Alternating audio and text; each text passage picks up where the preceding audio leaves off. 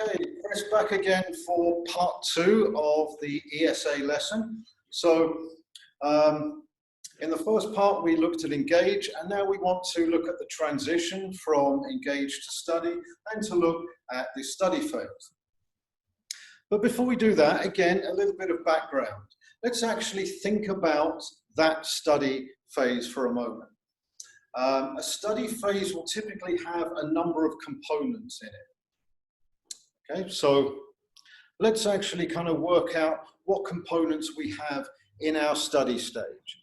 So let me bring back that PowerPoint.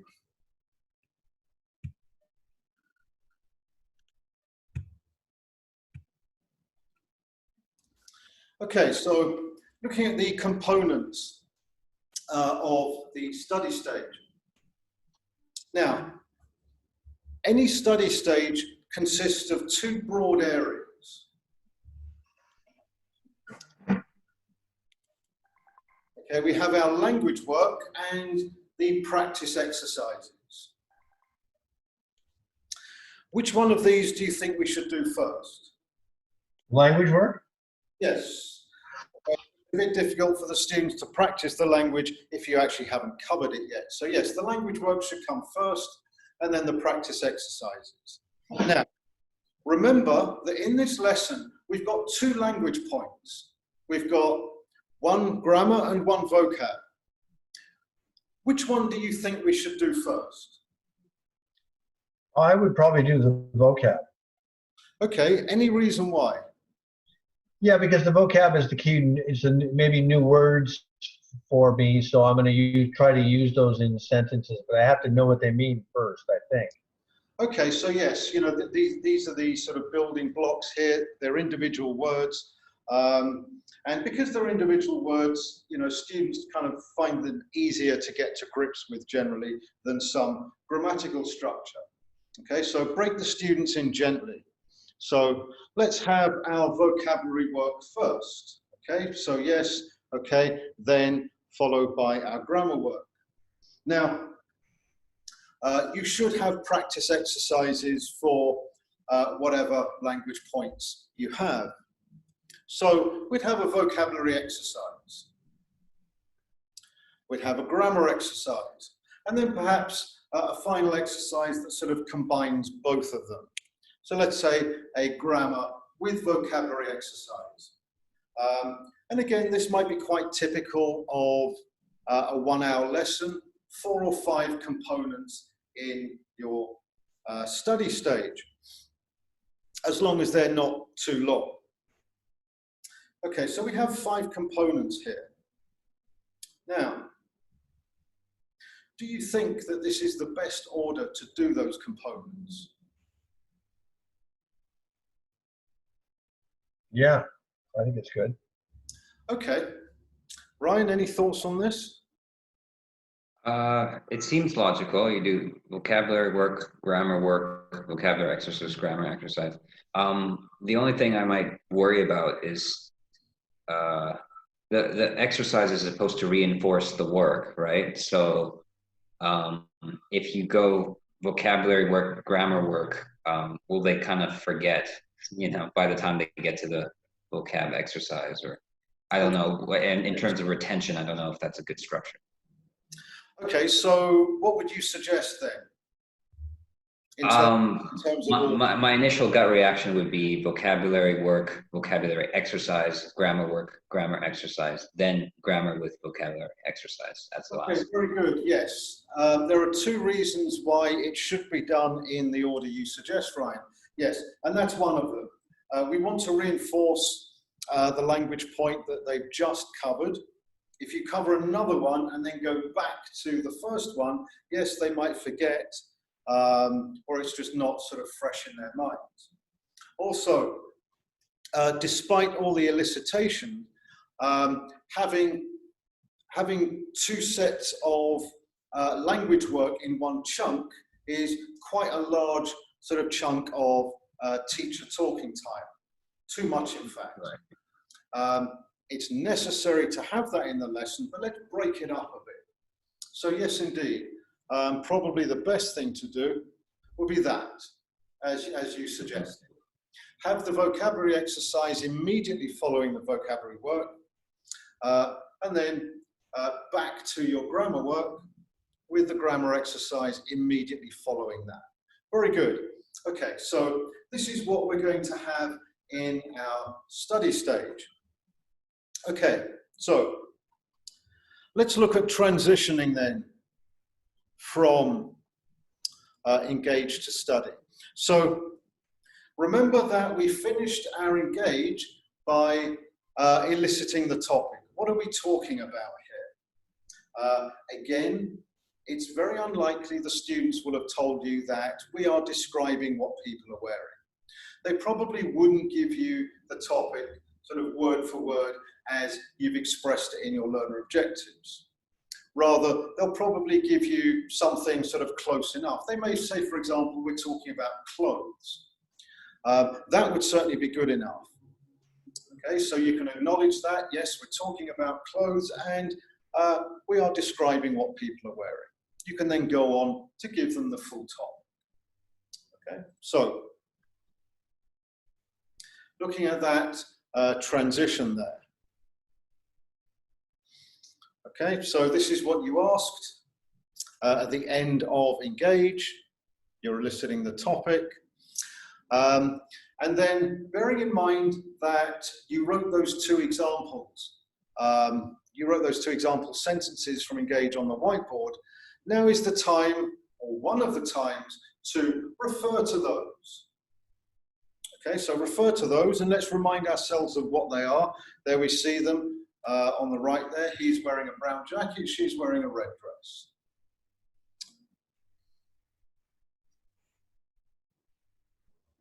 And so you can ask them, what are the clothes in these sentences? Okay, hopefully they'll be able to tell you jacket and dress. And what are we doing by asking a sentence like this or a question like this?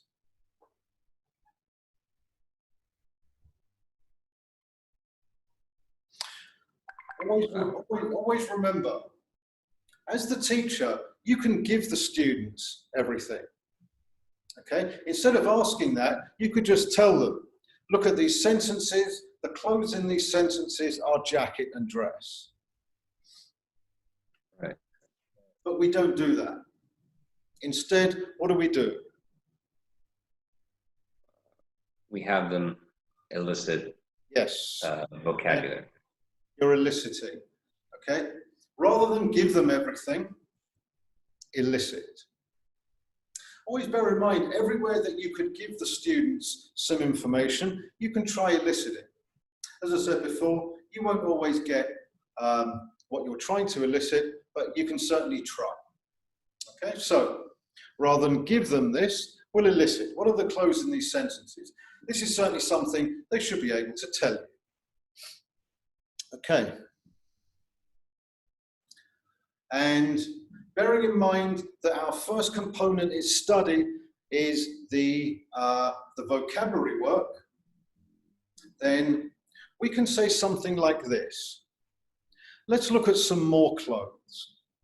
And that is your transition from engage to the first component in your study stage, okay, which is the vocab work. Okay, just saying something like that. Let's look at some more clothes. Anything like that would work. Okay. And so here we are now in the study stage. And you've now come to your first component, okay, the vocabulary work.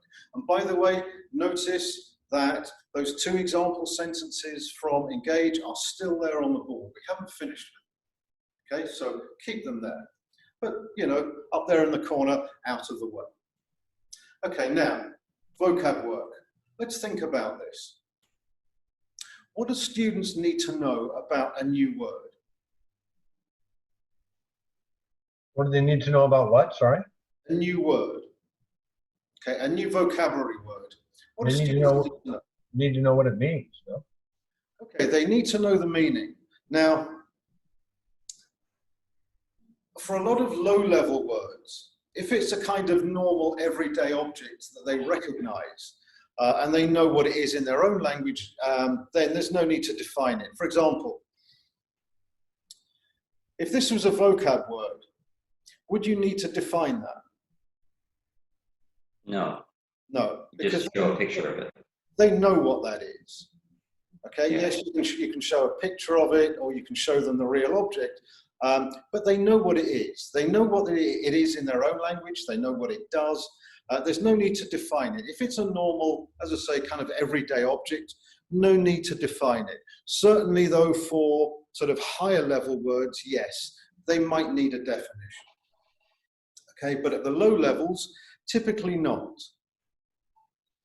Okay, you know, for example, on our topic, our vocabulary, remember, is clothes. So we're going to have clothing items. Do you think that we need to define them? No, I don't think so. Generally not. Generally, they'll know, you know, what an item of clothing is. Okay, they may not know the English word, but they'll know what it is. As I say, they'll know the word for it in their own language, and they'll know what it is. Certain items, perhaps that they're not so familiar with, you might need to define. And a good example here is blouse. Okay, certainly with Thai students, if you show them a picture of a blouse, they'll say shirt. Right. And so you may want to, you know, you may want to briefly define it or simply define it. Always bear in mind that your definition needs to match the level of the students. If they're low level, you need to give a low level definition.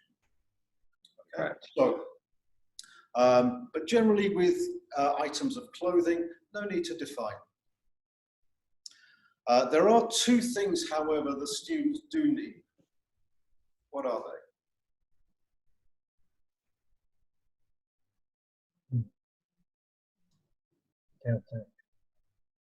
Think about a new word in a foreign language for you.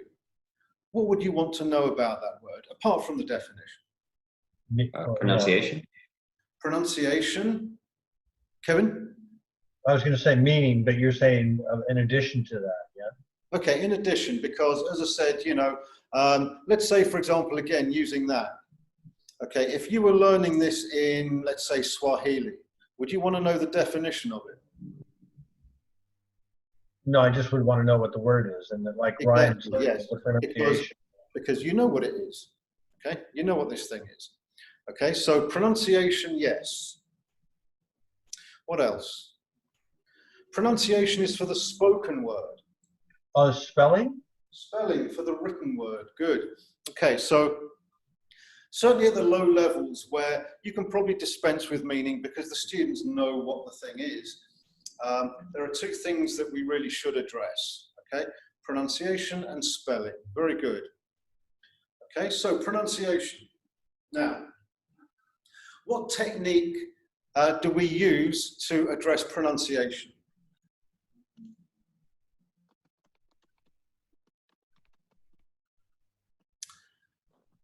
It was Choral drilling technique? okay, well, drilling. Okay, yes, drilling. I was going to say it was certainly mentioned in your online course. Okay, drilling. The technique itself is called 3x3 drilling. Good. You mentioned choral drilling, Kevin. That's the first three. 3 choral drills. And remember, choral means that everyone does it together. Okay. Now, what's that for? What's the choral drilling for? Well, maybe a shy student won't be hard to say on his own in front of the other classmates, but with the choral, they kind of can hide in the corner and still practice. Absolutely correct, yes. The choral drilling is basically to encourage student participation. You're quite right. If it's a new word, they may feel quite sort of self-conscious or shy about saying it in front of the others. And so we have them saying it all together.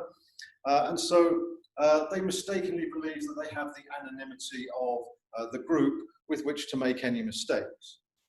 I say mistakenly because as a trained teacher, you will of course pick that up, but they don't know that. So yes, choral drilling is to encourage student participation. Good. And the second 3 is individual drilling. Okay, you will choose 3 individuals from the group to say the word by themselves.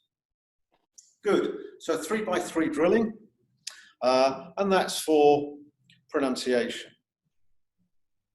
And of course, it's a form of elicitation. You are getting the students to speak by repeating what you've said. Good. And yes, as you correctly said, spelling is the other thing that we want them to know, because it's not just about the spoken word. It can be about the written word as well. So they need to know how to spell it. Now, do we give them the spelling? I don't think so. What should we do? Elicit the spelling? Good, elicit the spelling, that's right. Again, we could very easily just give them the spelling, but no, let's try and elicit it. Okay, ask them something like, how do we spell this word? See if you can elicit the spelling, and you may need to prompt them with a nice sort of fun, little game of hangman or something, okay? But yes, essentially, you are going to elicit the spelling. Good. Okay. Any questions on that? No, I'm okay. Okay, great. Okay, so you've done that. Now, remember, what comes next in our study phase? What's the second component? Some kind of exercise? That's right, yes, some kind of exercise.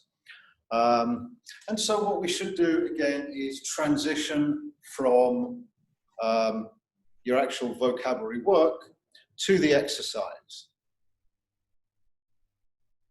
You can say something like this. Let's practice these words. Try and avoid using words like worksheet or exercise or handout or vocabulary or grammar. All of these things imply work, which students don't like. Okay, so say something like this. Let's practice these words. Okay, and that's a good way of transitioning into your vocabulary exercise. Okay, and by the way, it's worth mentioning that any vocab exercise that you give them must be based on the words that you've covered in your language work, in your vocabulary work. It would be quite unfair to have an exercise that contains vocabulary words that you haven't actually covered here. Okay, so always make sure whatever exercise or exercises that you give them, they contain the words that you have just covered. Okay. So moving on to a vocabulary exercise. Now, in fact, when it comes to any exercise, doesn't matter whether it's vocabulary or grammar, and it doesn't matter what type of exercise it is. Okay, it doesn't matter if it's a gap fill or a multiple choice or matching or categorization or anything like that. We pretty much set up these exercises in the same way. Okay, so what do we need to cover to set up an exercise for the students?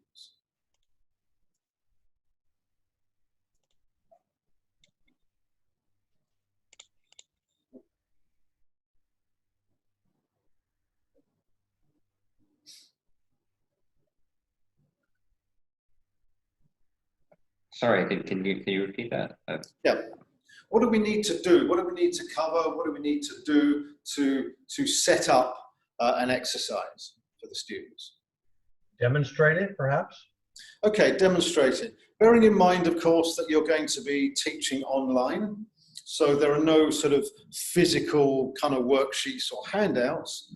The first thing that you really want to do is using the screen sharing option on Zoom, display the handout. Okay, display the handout. And then there is something that you're going to want to say about it. What is it? kind of what we're going to be doing with the? Yes, good. I mean, just showing the students doesn't necessarily tell them how to do it. Okay, so yes, we certainly need instructions, okay, what they're going to be doing. And typically, you won't elicit those, you'll give them. Okay, you'll give those instructions. Now, you said demonstrate there, Kevin.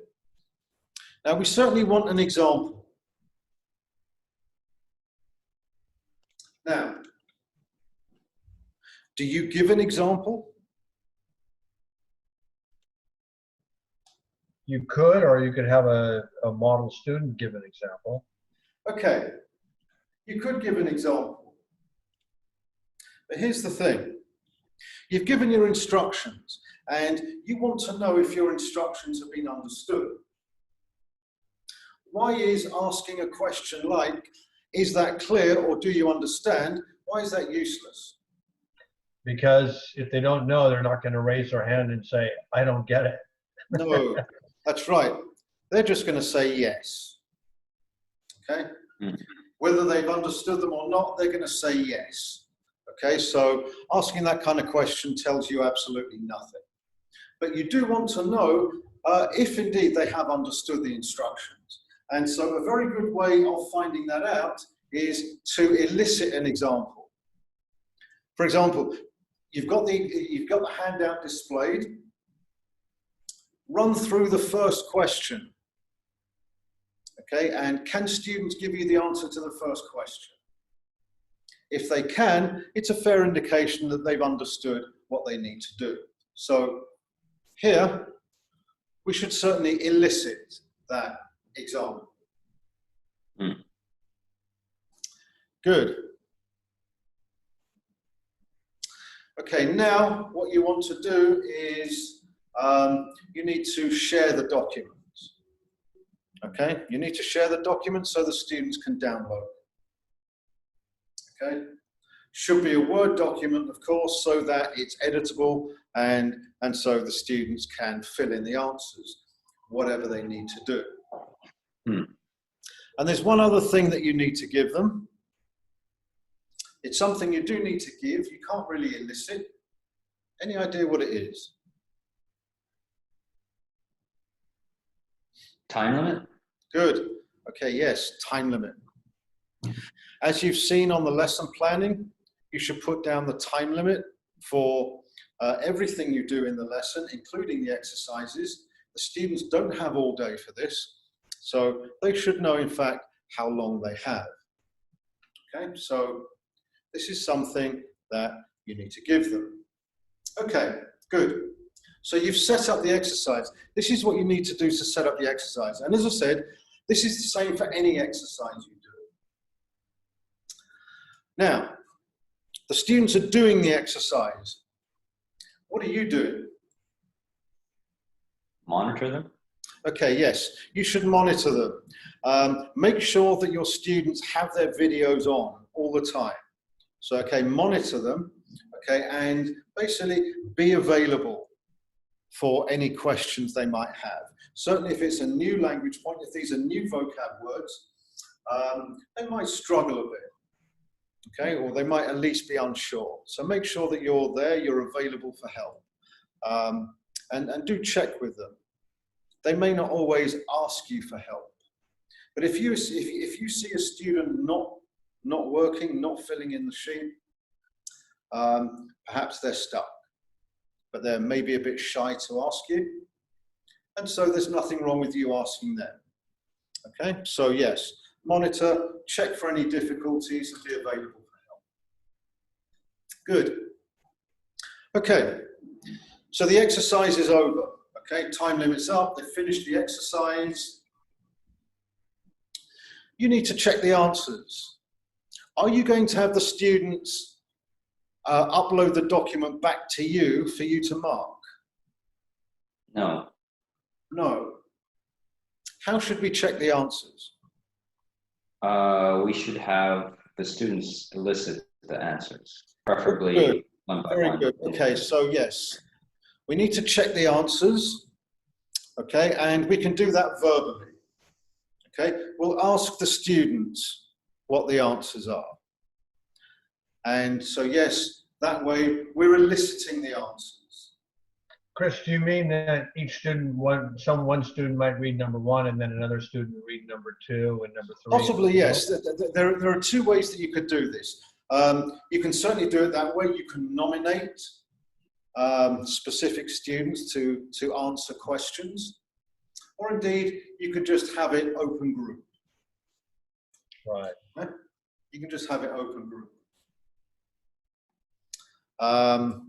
The problem with open group in an online setting is that you can easily have kind of students talking at once, although you could have that in a real classroom setting as well. Another problem is that you could have a dominating student, the stronger student, who just ends up answering everything. Okay, so in those cases, you can easily switch to just nominating students. Okay. Now, if you're going to nominate students, be rather careful how you do it. What's the difference between these 2? If I say, for example, Ryan, what's the answer to number 5? Versus, what's the answer to number 5? Ryan. Let me take a guess here. In the first one, when you say his name first, Ryan's panicking and everybody else is falling asleep, saying he didn't call on me. Yeah. Okay. Yes. That's basically it. When you're nominating students, if you say the student's name first, all the other students think, okay, that's not me. Good night. Okay. They'll switch off. Whereas, if you ask the question first and then nominate the student at the end of that, nobody knows who's coming. And that's another thing. Don't do it in order. Randomize it. Pick students at random. Okay? And as long as you name them at the end, they don't know who's coming next. Okay? Keeps them on their toes. Okay? And that's important. We want to keep their attention. We don't want to lose them. Okay, very good. Any other questions? Okay, now, it's always a good idea as well, once you've finished the vocab that you've chosen for the lesson, to find out what other vocab words the students know. Okay, because let's say clothes, for example. Okay, you've chosen a certain number of clothing items for your vocab set, but certainly something like clothes, they're bound to be a lot more than the words you've chosen. Find out what the students know in terms of what other vocab items. So again, a bit of elicitation here. Okay, just ask the students something like, what other clothes do you know? And you can write them in a list on the whiteboard for them to use later. Okay, good. Any questions on that? No. Okay, so what was our next component in study? I think it's the activate, no? Not yet. Remember, in this particular example, we had 5 components. We've just covered 2 of them. Right. Yeah. We've just covered 2 of them. What was the next one on the list? We've had our vocab work and our vocab exercise. Right. Grammar. Okay, the grammar work. Okay, good. Now, again, we want to sort of lead into this. And this is why we've kept those example sentences on the board, because we're now going to refer to them again. Okay, so again, let's remind ourselves of what they are. He's wearing a brown jacket, she's wearing a red dress. Okay, now, remember that our grammar point is the present continuous tense. So this is a verb tense, and therefore we're looking at the verb in the sentences. So the first thing we can ask them is, what is the verb in these sentences? Again, of course, you could tell them that, but we don't, do we? We elicit. We're eliciting. Good. So what's the verb in these sentences? Hopefully they'll tell you where. They'll probably say wearing, but that's okay. And then you can ask another question. What tense is it? See if they can recognize the tense. If this is a new grammar point that they've never done before, then they obviously won't recognize it. But if it's a grammar point that they've done previously and it's being used again, we hope they will recognize it. So they may or may not be able to answer that second question. Okay, but ask it anyway. And again, by doing that, you're eliciting. Okay, so what tense is it? Hopefully they're able to tell you it's the present continuous. If they really don't know, then you have to tell them. And that's okay. Now, what are the things the students need to know about a grammar point? This was covered at the beginning of the parts of speech unit in your online course. So that was near the beginning of the course, some time ago. So let's remind ourselves. Okay, there are three things the students need to know about a grammar point: the meaning, the usage, and the form or the structure. Now, for a lot of low-level grammar points, talking about the meaning is itself meaningless. After all,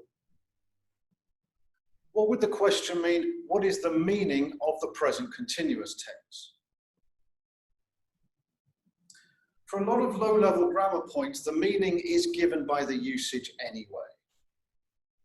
Okay, so talking about what the present continuous tense is used for really covers the meaning. So as I say, for low-level grammar points, the meaning and the usage are pretty much the same. And so again, it really boils down to two things: the usage and the form or the structure. Now, bearing in mind again that we don't teach grammar lessons. This is not a lesson on the present continuous tense. Remember, this is a lesson on a communication topic, describing what people are wearing. And the present continuous tense is just one of the tools that you need to be able to talk about that. Okay, so what we need to do is we need to put the grammar into context. Okay, we need to contextualize that grammar point. And giving them the usage is a great way of doing that. Give them the usage that's relevant to the topic, but only the usage that's relevant to the topic. Some grammar points, and the present continuous tense is a good example, have more than one usage. The present continuous tense actually has 6 usages. We don't give all 6 of them to the students. That will just confuse them. We just give them the one usage that's relevant to the topic. And that way, we're contextualizing the grammar. So, for example, we would say something like, once they've told you what tense it is, okay, they say it's the present continuous, you acknowledge that, you say, yes, good, it's the present continuous tense, and we use the present continuous tense to describe what people are wearing. So in other words, you're tying in the grammar point directly in with your topic. Okay? You're putting it into the context of the topic. Okay? And that covers the usage. It's not really something you can elicit from them. It is something you have to give them. And it's very important that you do so. Okay? Any questions about that? Would a further explanation might be necessary? Let's say distinguish the present, the simple present from the present continuous. No, you don't really have time for that. I mean, that's a huge, that'll be a huge area. If they're doing the present continuous, they will have done the present simple already. Okay.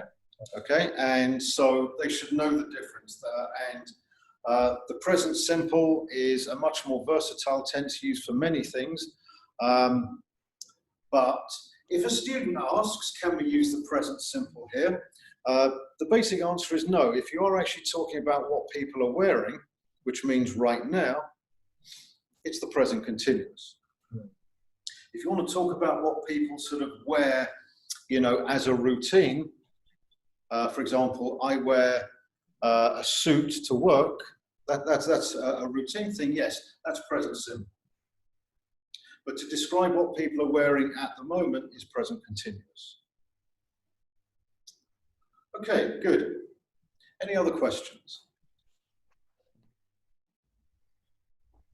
Okay, so now we obviously want to look at this tense. You can tell the students that. Let's look at the present continuous tense that leads into the grammar work. You've started the grammar work already, to be honest, by giving them the usage. But now we need to look at the form or the structure of the tense. Okay, now again, we can just give it to them. Okay, but we should again try and elicit. You may not get much if this is a new grammar point, but you can still ask. But try and ask in the simplest way. Okay, don't ask them what is the form of this tense or what is the structure of this tense. Always think about the simplest way that you could express things. And probably for this particular point, we can ask, how do we make this tense? Now, they may not quite understand what you're getting at, so you might need to prompt them, okay? Again, as I said, you want to try and elicit this rather than just give it, okay? So prompt them if necessary. Write that. If you write that on the whiteboard, then they'll know exactly what you're getting at. Okay. Now, remember to distinguish between what you need to know about a grammar point and what the students need to know. Again, this is in parts of speech in your online course. You would know the structure of this tense like this.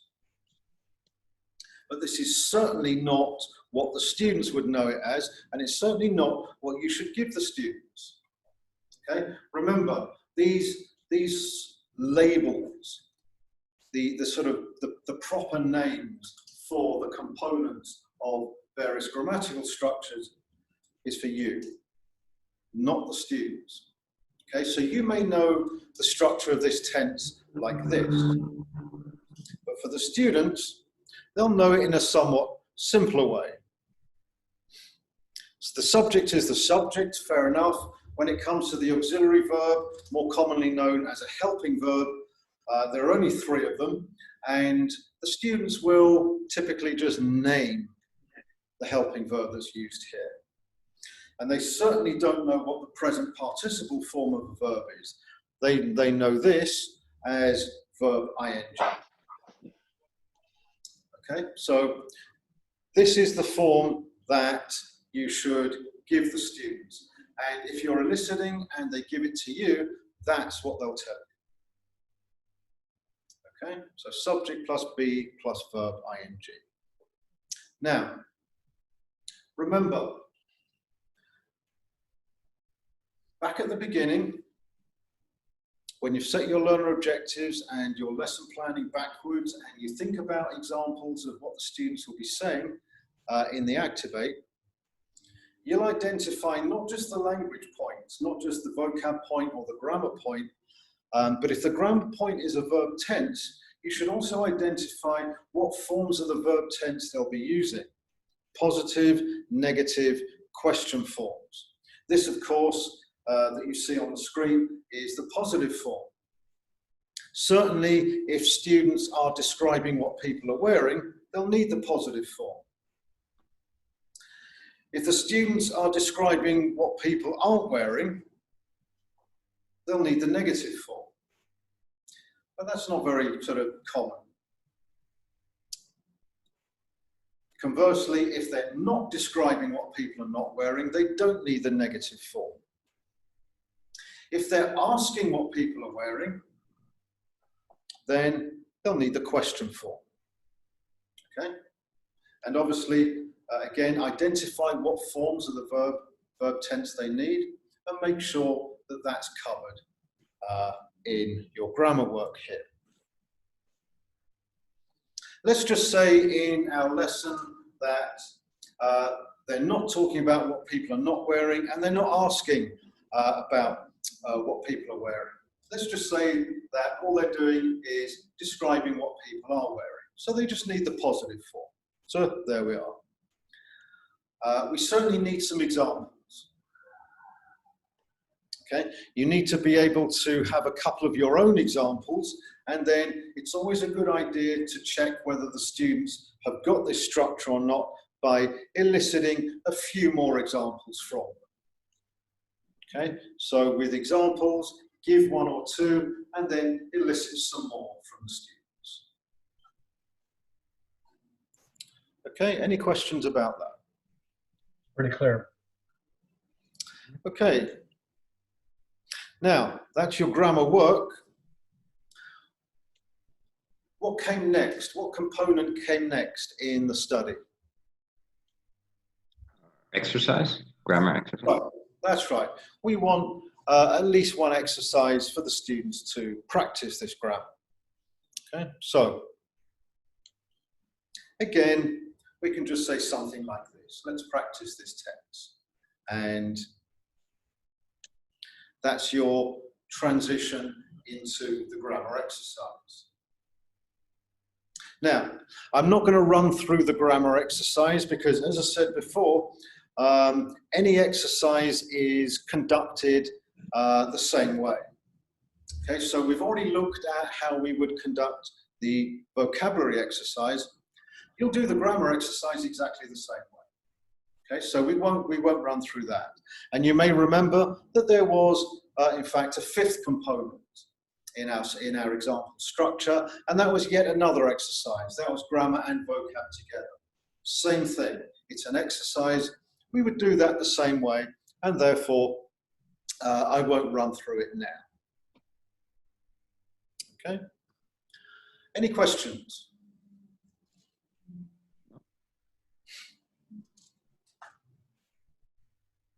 Any questions? No. No. Okay, so again, we'll break off here, and in the next part, we will look at the activate. Okay, so in the meantime, bye for now. All right, thank you. Very clear explanation of the study phase. Thank you. Okay.